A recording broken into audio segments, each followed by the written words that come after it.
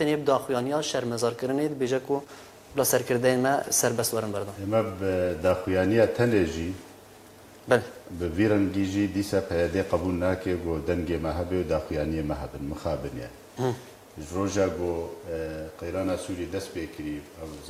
heft sala re derbas dibe roj bi roj zindanê peyedê ji serkird û çalakvan û layîngirê Encumena Kurdî vala nebûye. bel Sedema tenê mewqifê an jî helwesta siyasî ye an newekeyava cuda ji awana. Îjer nexasim got çekdar hebana an jî çalakiyê dî hebana an jî xwepêşandan hebana me hemû tijariban dibe peyedê re bi wara nameşê qebûl nakin hiç jiyana siyasî naxwazin got Kurdistana Sûriya de hebe rawestandine tiştek tê de nehiştine an niha serkirdê me Mamoste Fêsal Yusuf endamê heya ew destaya serokatiya Encumena Kurdî û her wiha Muneseq Am ê Hereka Islaha ti tiştekî cida nekiriye, ti şer nekiriye, ti neraştiye ti çeka êrîşî wane nekiriye peyedê çûne ji mala wî piştî saet yekê bi şev weka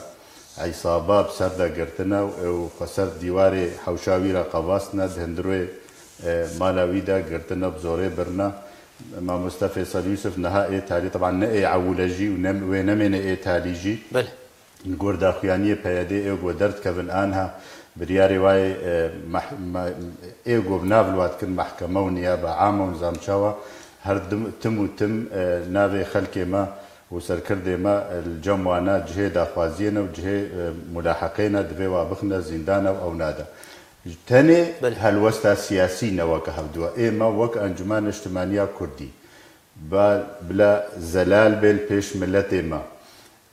bila zelal bêl pêş cada me bila zelal bêl pêş qûwê siyasî ê jî ê sivîl ê munezemat rêxistinê mujtema medenî ê got kar dikin li ser erdê bira bibînin bêka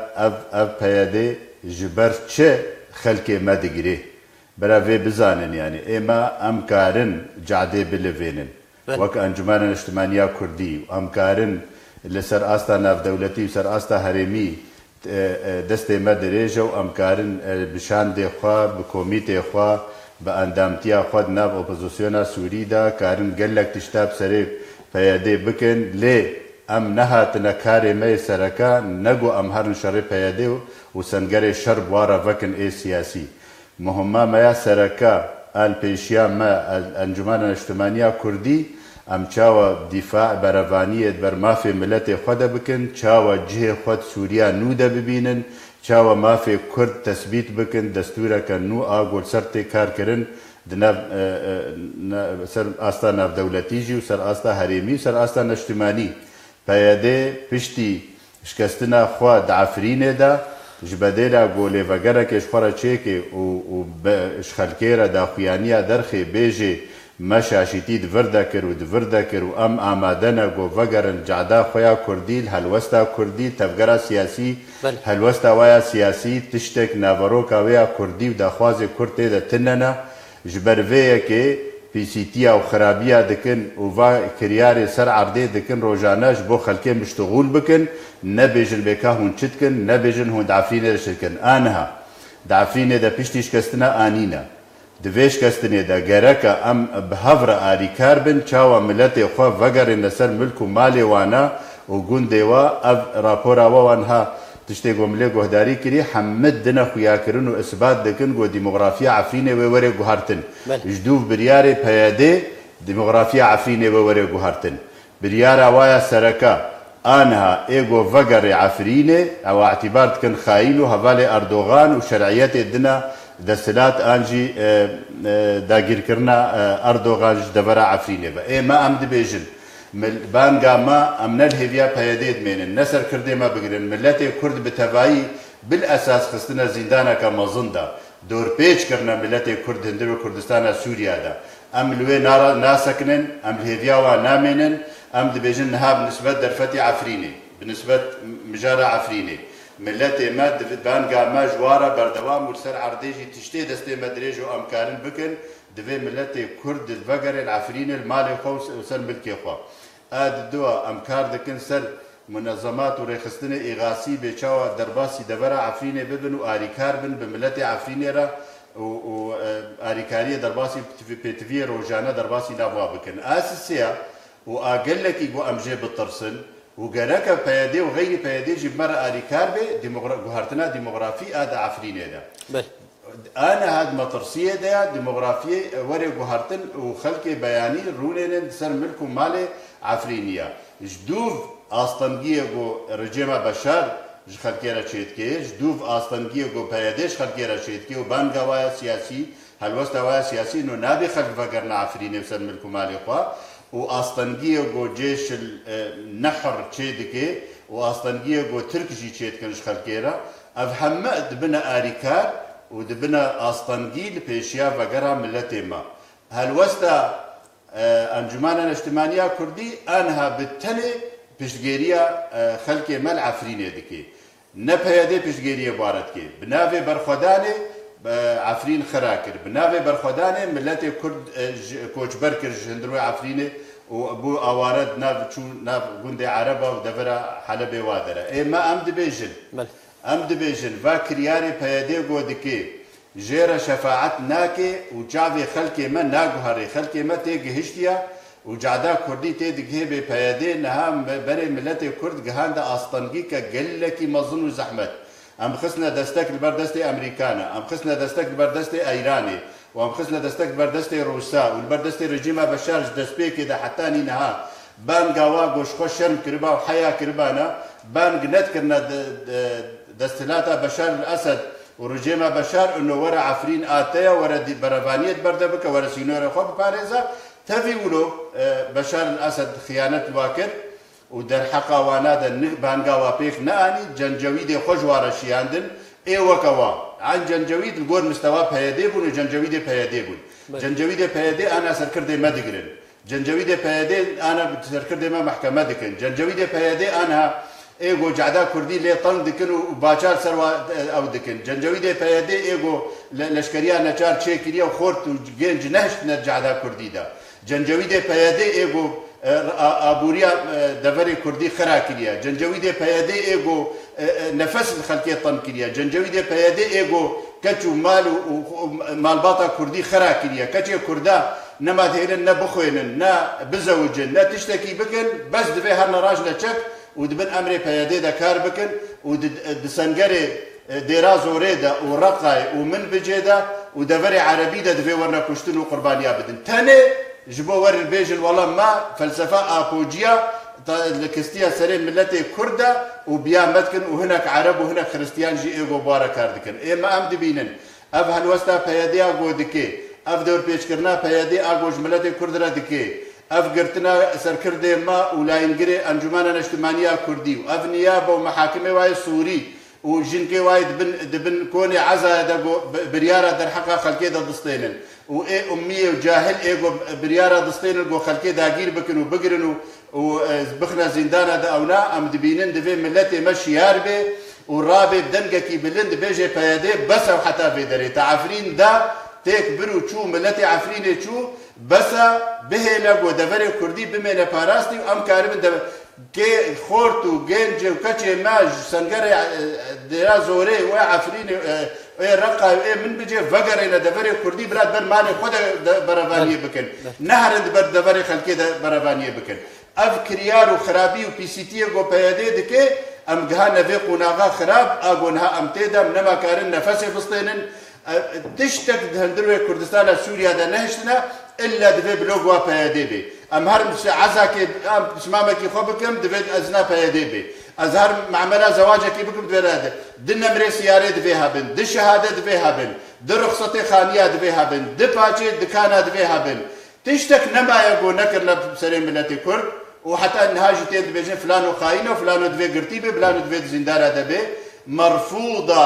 cihê şermezariye û îdaneye ev tiştê got peyedê dikin û milletê Kurd ji wa re qebûl nake wê mehkema ji wa re dêne rojekê ji roja û nêzîka roja wana got em bigihne qunaxa talî got desthilata peyedêya bi qirêj û destê wa qirêj wa xelas bibin بإذن خودی مابسا ایرو پیاده دادگاه وان بریارک درخست کو سرکرده هر دو سرکرده این انا کسی یک جوان فام مامسا فاد علی کو یدیجی ابراهیم برو کو دست وان د اپراسیون ترکیه ده سر عفرین ده هبو برسامن او گلو رولا پیاده د داگیر کردن عفرین ده چبو رولا پیاده بریار اویا سیاسی دو وقت دسپیک دو وقت اردوغان گفت خوارن العفرینه و قصد دنیای دوست و مروب و اهل دلی و بشهنازی و بدل شواط لسر کرده دشتغلن دا آخفن و تخوازن بریار ورستاندن بانگ و گازی دکرن پیاده قبول نکرن سیحاب بکی قبول نکر وکشش عفرینه نه پشتی گو جدمها جنگ بردوام کر و پشتی شکستنا لشکری آنید دشب و روژه که دا باز دانج عفرینه کس نزالی او چکداری واچونه بکودا اون سبب جو داگیر کرنا عفرینه اون جو مقایضه عفرینه بو بمقابل غطاش روجهلات الشامي دا ومقاطعتنا بازار دولي دا تركيا بازار بروسيا وبامريكانا ورجيم بشار وايران ركر وافندي اندام بيادي وسركر ديوا درتكبن وزطات كن قفات كن سر برخدانا سردميا وبرخدانا نزانمشيا وكفر سركفر نبني ام دبج عفرين ناقرن وحتى يقول دلوبا خون لا شيء مدى هم زف عفرين نقران دلوبا خونه خلق عفرين دنهشتن وكفر سر كفر مال عفرينيه خراكرن نمالا بيدي ويا باكي ويا باجي خرابو نمالا قنديل خرابو تشتي جو تعذكرن وبيزيتيا جو كرن وهالوستا وايا سياسيه غلط اجو شاش اويهش جو ترك درباسي عين باچه صور بشاني تركا دكرن جبوغو درباسي عرض عفرينيه ببن نبراهيم برو فؤاد علي كو درباس كرن ابراهيم برو فؤاد علي كو شافوا روش كرنا يك واندامي انجمانا كردي بتفاهي دقرن لسر هم جهات دولي جو ضغطي بكن وفشاري بكن سر اردوغان جو نهي لي اب ايريش بتجيب به لمخابن فيدي بشاشيتيا خوب هوفانيا خوب برياري خوي goş kefta بدستيني انجي كاكي وتوجيه دكي ام نزال حتى ايرو بريارا بيديش كودريا اواهش جو عفرين هاري نبراهيم برو فؤاد علي كوهشتن ونأجو مانا الاجتماعية كردي ونفصل يوسف اشتياغو عفرين هاري ونضاب بي بردوام بيدي مسؤولة دبر هر تشتي تسري كردادا بتايبتيجي عفرين خلق عفرين وي دعوة بس بيناوا فرب فقر سر ملكم مالي خوه شي واحدي وانا سري وانا ودعوة المحاكم دولي المحاكم اقليمي والمحكمة سوري والمحكمة ملتي كرد وين راكن لسر فيدي وكسي وايبو بونا سدمكو اف داقير كرنا هالي تشيبو اف ويلات وخرابونا قو هاتي سر ملتي عفرين دا نفعد عليكو نبراهيم بروا نفصل يوسفا براشوا وري سري وانا محكمة قال ملت ووجدان وضمير وديروكي لدو بيادينا ويك بيك محاسبة بالبجلاء قد يدي سد برسامنيا داوي بكورتي اگر تبرسوام بدا امام استا لدوانا اردار خليل يا داوي ده كود بجا اوي اوبراسيون كهبش لقال حكومه العراق بيك بين السرسي نور سوريا تشوا جوا دور نينا كارن دستك بن عراقيه را وبري دستكي كرنا بعراقيات شنقالي دا بل والكركوك يجي دستكبن بحشد الشعبي والعيني الشنقالي والايراني يجي ولو الايراني اليدواني وايق ومديتن دبجن رجيما ايراني دوستا اف مطرسي وخطرها مظن سعوديه وتركاب والسر كرداها رجيما ايراني سر كرداتنا وهروها دفاعي دبر رجيما بغداد دجيتكن كيدا سلات بيش صدام بقرا وبيدا ورا تجاراجي دستي وانا قلت نبو يجرجيمي داگیرکر سر پارچه کردستانی هر چهار پارچه کردستانی به بشار صدی صد متفاهم و باب بشار متفاهم بون و دسته هفته بون دسته هفته بون دستک البر دسته وات شغلين و البر دسته بغدادية جيت شغل نظام بغدادي جي و البر دسته ايراني جيت شغلي و حدا كي دبر دسته كفي افكاري كرياني قلت كنت كفي برجواندية تركادا اذن اريكاريا وانا بهر چهار انظمه لسر كردستان بو ام بجرد بجر انظمه الغاصبه لكردستان بوارا اريكرن بوارا خيانتي دكن بوارا بيسيتي دكن بوارا بنقلن افتعدو زور وظلم وزحمتيه قوتين سري ملتي كرد هر چهار پارچه كردستان دا منظومه بكاكي مسؤوله بردا ودفي محاسبه ببي ودفي بر محكمه ابدا گلک سپاس مامستا جدعان علی سروک نوناراتیا انکسی لهریما کردستانی تو میوانی مبی گلک سپاس لسروان شروفین تی زلال حکومت ترکیه دبیجه چکدارین پیاده خوش باجار تل رفعت وکشاندیه بردف که فرمیه بناو سرکاتیا ترکیه ابراهیم کالین دمیانا کنگره که روزنامه‌بانی دا روزا پنجشنبه راگهاند که روسیه و ترکیه آگادار کریه که چکدارین پیاده خو به